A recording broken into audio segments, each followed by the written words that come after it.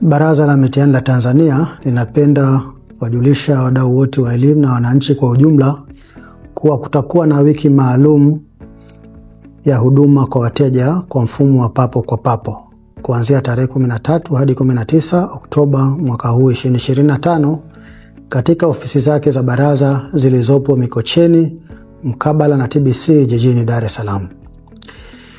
Katika wiki hiyo, pamoja na mambo mengine, baraza litatoa huduma za uthibitisho wa matokeo, ulinganifu wa vyeti yani equivalence, vyeti mbadala kwa waliopoteza, marekebisho ya taarifa mbalimbali za usajili wa watahiniwa pamoja na ushauri wa kitaaluma.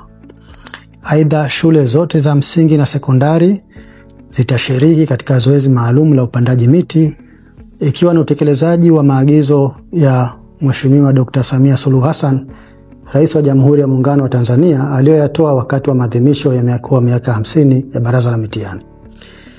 Nitumie fursa hii kuwaalika wote katika wiki hiyo muhimu katika elimu yetu hapa nchini. Asanteni.